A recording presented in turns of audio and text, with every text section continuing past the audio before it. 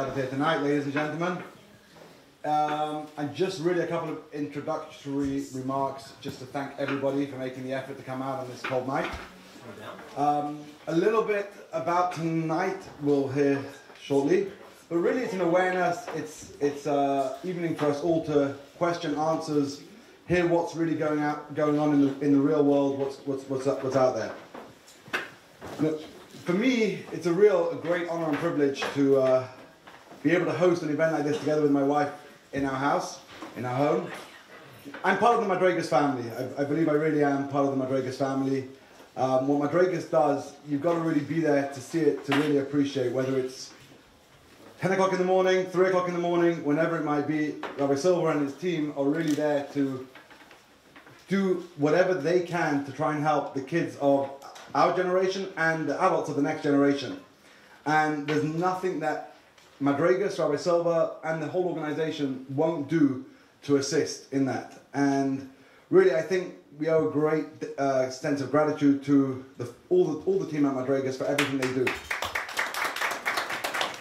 It's a great honor that my latest Rob that I now have in the Five Towns, Rabbi Hain, is here with us tonight. And Rabbi Hain's just going to introduce our speaker for tonight in a few remarks. Thank you. Thank you for being here.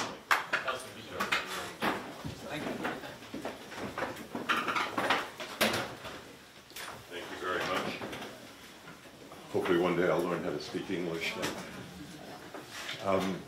It's a pleasure to be here with this beautiful home, this wonderful family. Thank you, Nosson. The two things tonight that really are so wonderfully connected is the work of Madraigos and the presence of this remarkable police commissioner that we are blessed to have with us in our community. Madraigos, I think I can say, where's Rabbi Silver? He left. Oh, you're right here. I didn't see that for you. I think I think we go back now 20 plus years. He's even gotten me to do things for Madraigos that I wouldn't publicly admit to, but other things like picking up a golf club on behalf of Madraigos that I was willing to do. But I can truly attest to the fact that the work of Madraigos, led by Rabbi Silver, has saved, is continuing to save lives. And we are truly fortunate to have this organization in our midst, and anything I could ever do for that organization, I am ready, willing, and able. And the blessing is that we have a police commissioner whose passion is really to make sure that the next generation is safe, is healthy, and can thrive in this very complex world we live in. The commissioner, even before he was a commissioner, had this passion. And it's really a very fortunate convergence of this organization and the leadership that Commissioner Patrick Ryder is giving us in our community and in our county. Commissioner, please.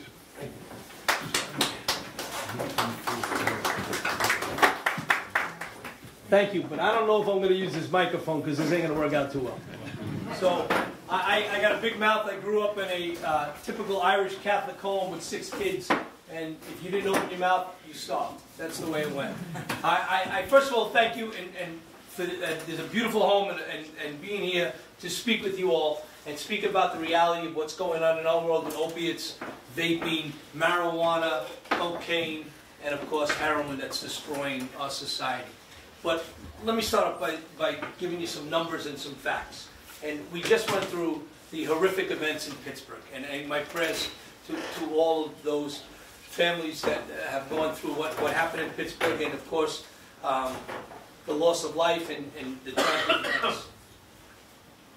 Columbine, up to and including Parkland, there was over 200 kids that were shot and killed in schools. Kids attend public schools about 180 days a year. There's about 50 million kids that attend public schools in this country. The odds of a child being shot in a public school is 1 in 614 million. Before Pittsburgh, the odds of somebody being shot in a synagogue was even larger. And we go out, but last year alone in Nassau County, we lost 200 people to opiates. We Narcaned, that we know of, we Narcaned 755 others and brought them back. That would have been 1,000 deaths alone just in Nassau County related to heroin. But if I go to any school forum, or I go to any community meeting, everybody says school safety, school safety, school safety. We got it. That's our job. Our job is to make you feel safe, to make sure that when your child goes to the yeshiva or to the public school system, we're there doing our job. And we've instituted an entire program regarding school safety, a school resource program. You've seen us now at your synagogues on the Sabbath. We're out there now registering everybody, including our synagogues, with a thing called the RAVE app, the same thing that we put into our public schools and the yeshivas. But bring it back to the opiate side. And we got that. We got your security. We treat it the same as I have my 3 children that attend college. And when they were going through the public school system, I was all over that school about security and safety. And all of you should continue to do that, because if you don't stay on top of us, we'll lose our focus. So we want that attention. But let's talk about opiates. 40 to 50% of our middle school kids are vaping today in school. So what's vaping?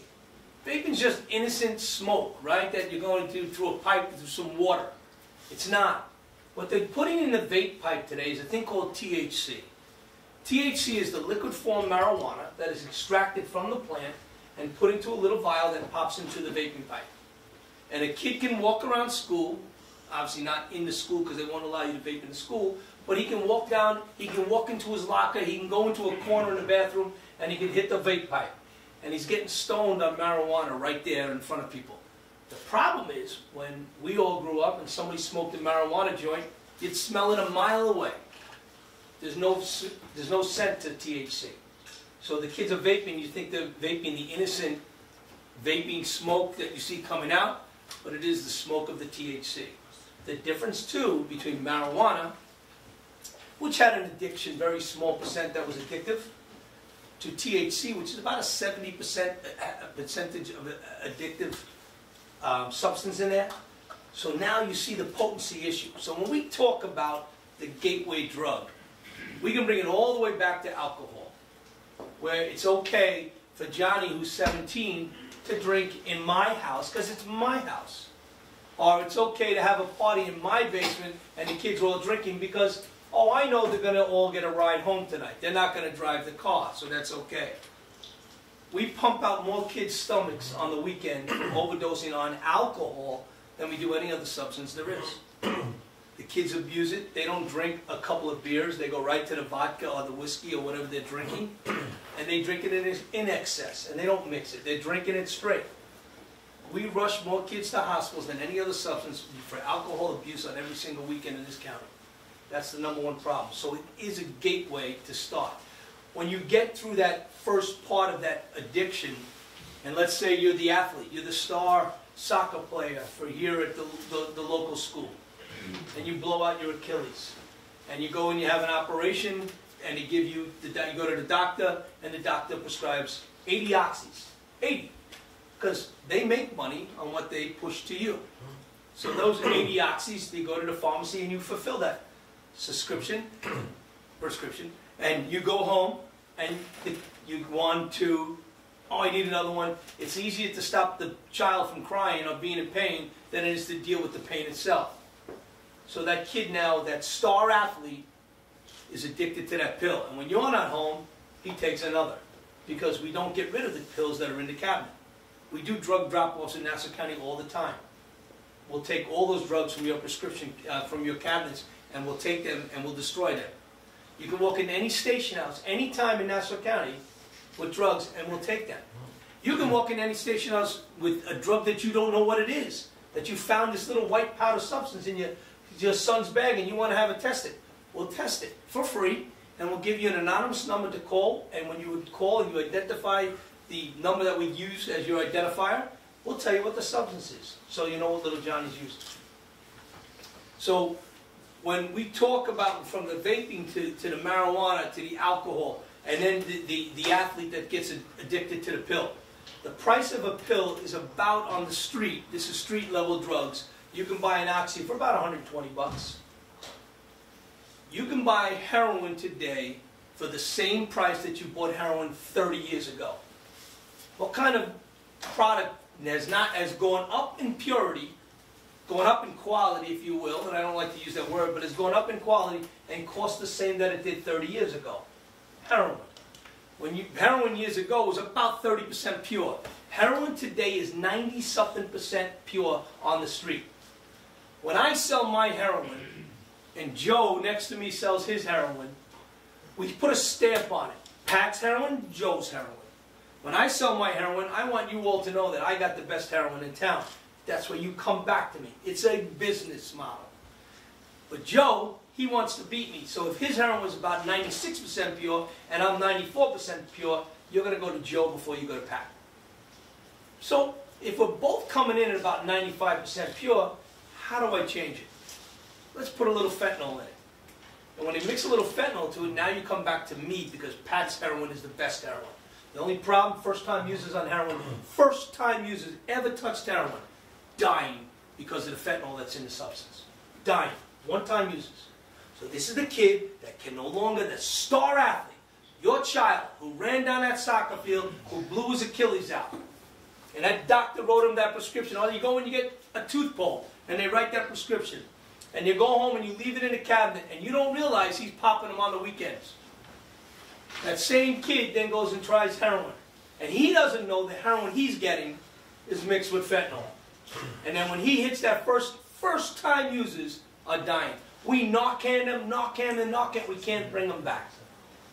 And we lost 200 people last year, 755 that we Narcan. Suffolk lost 400 kids last year, and they can't even keep track of the Narcan usage they're using in Suffolk County. That's how out of control it's got. So we've been out, and we started a program called Operation Nassau after a young lady in Seaford who was 17 years of age. She was the cheerleader at the football and basketball games. She sung the national anthem at the basketball games. She was an honor student, and she was on her way to college. And a beautiful young lady, 5'5", had all the life in the world in her. She meets a young man. The young man is a heroin user. The young man introduces her to heroin. She buys in. About the third time she used heroin, her father found her dead on a garage floor in Seaford. That's where he found her after she didn't come home one night. And her so-called boyfriend lived and survived. He was passed out on the couch. So we called this thing about 10 years ago when we started Operation Natalie. Operation Natalie has a multi-pronged approach at facing this problem. We have to address it. We have to address it as a community. We have to address it as families. But we at the police department have to have our approach towards it. The first thing we do is called, basically, it's education awareness, enforcement diversion, treatment, and what we call the aftercare. So what is it? We use the mapping program. We map every single overdose that occurs in Nassau County, fatal and non-fatal. So, and we get them on the fly now because of all of our police medics and all of our fire services provide us that data. And when they push the data to us, we map it instantly so that we'll get an alert. If there's bad heroin out there, my job is not just to go out and make an arrest and find the bad heroin. My job is to stop the kids from using the bad heroin. And if there's bad heroin out there, we know that because it's been mapped, and if I get more than 3 overdoses in a 1 square mile, my phone goes off. I get an alert, basically telling me there's bad heroin.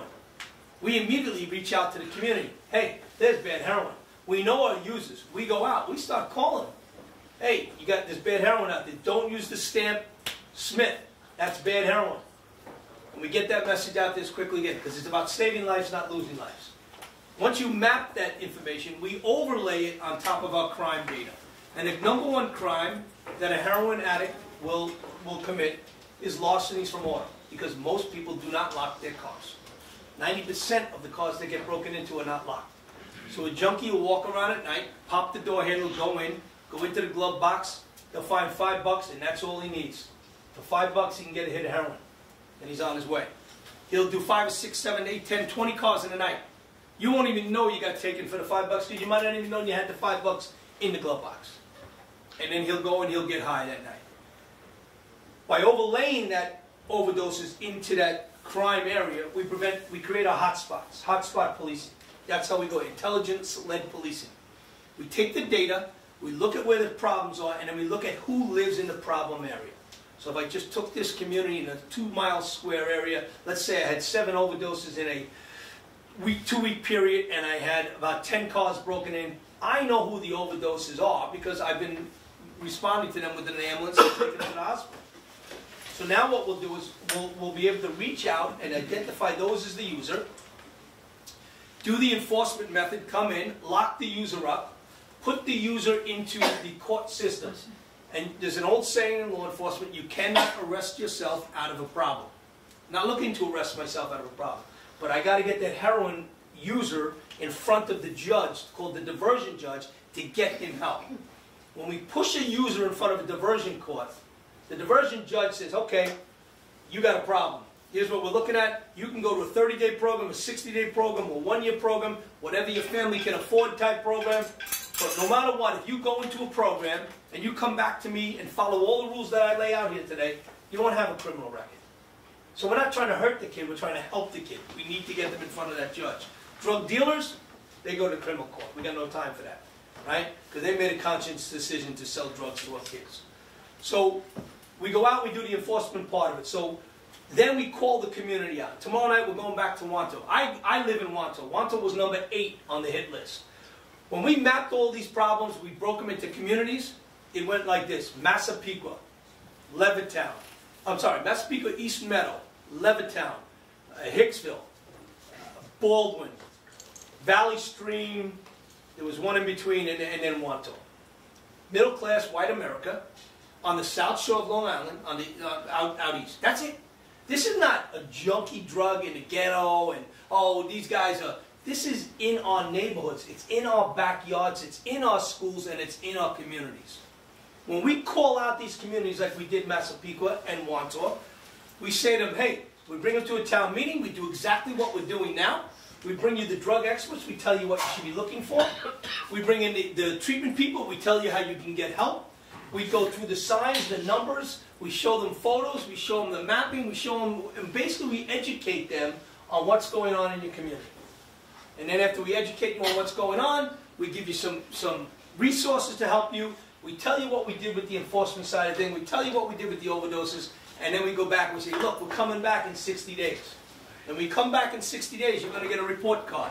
And I'm your doctor for the next 60 days. And I'm going to monitor your health. If overdoses are going up, I'm putting back more resources. If overdoses are coming down, we're doing something right.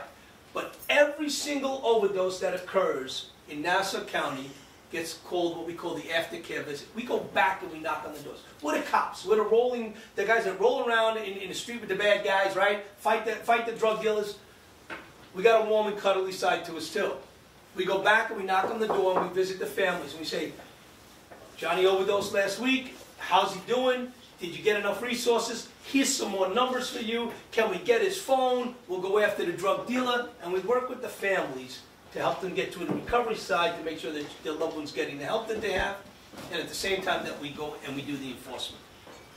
And again, then we come back 60 days later and we give them a report card. Now I'm going to go back to Wanto tomorrow night and I'm going to tell them, hey, nobody died in the last 60 days.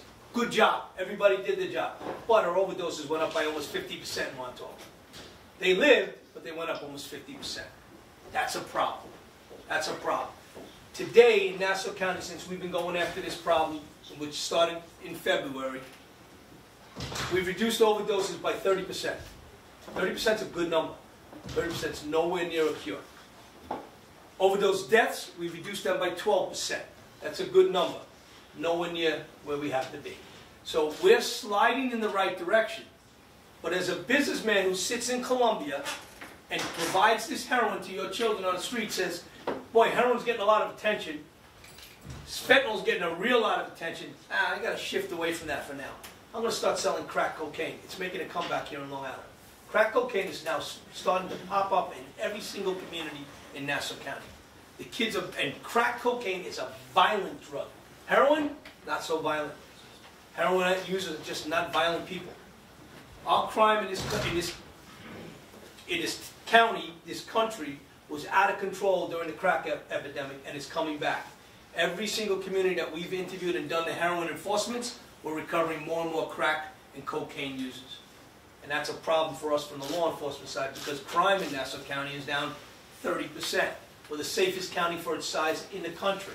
Shootings are down, violence is down, property crimes are down. Across the board, we're winning the war, except we're losing the war on drugs. And we continue to lose that as long as we lose one kid.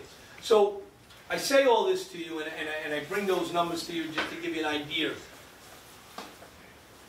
But every single conversation has to start at home. Every single conversation has to start with the families. I had to do something today. I had to fire 2 of my police officers for conduct that was not appropriate in their off time. And I picked up the phone and I called my kid in college. Hey, how you doing? And he goes, good, Dad, why are you calling me? Something wrong? Yeah, I want to throw something by you. I want to feel you out. And I went through with the scenarios with him. And he says to me, he goes, man, you got a tough job.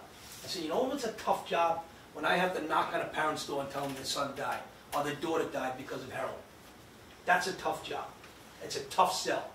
And I can only improve with your help. I can't do it alone. I got 2,500 cops. They're doing a great job. But there's 1.3 million people in this 456 square miles in this county, and there are thousands of people that travel through and visit us every week. We have to work together as communities. This is outstanding that you can all come here. I come to town meetings and talk about this. I don't even get this amount, and I don't have an overdose problem in your community. None that's popped on the radar yet, let's put it to you that way. So you're in a good place, but it's the reason you're in a good place is if you look around the room, it's all of you that are here. I go to Massapequa, I get 10 people show up to the town meeting. I go to East Meadow, number 2, I got 150. I go down to Levittown, I got 6.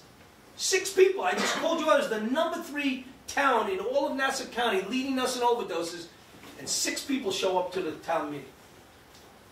It's complicated because people say, that kid, he made a conscious decision to do them drugs, not my kid. My kid, not my kid, not my backyard, not my neighborhood. Yes, your kid, yes, your backyard, yes, your neighborhood. It's happening everywhere because heroin doesn't care if you're Catholic, Jewish, Protestant, or Muslim. They don't care if you're black, white, or Hispanic. Heroin just takes over no matter who you are, in whatever community it is, and when it takes over, it controls it. And it grabs it, as one of our users says, the first time I used heroin, it grabbed me by the throat and it wouldn't let go. I've had my own supervisors on my job whose kids have died of heroin overdoses. And you send your kids away to college, we send them away. I track everything my kids do. I track their social media, I watch their Facebooks, Instagrams, and Twitter accounts. I track them in Life 360, I know where they move. That doesn't mean I can stop them from doing things, but I need to let them know I'm watching and I'm here to help them. And I hope to God that works for them. So far, so good. The only problem I got is paying the college bill, but that's another story. But, so I'm very thankful to be here tonight and speak to all of you.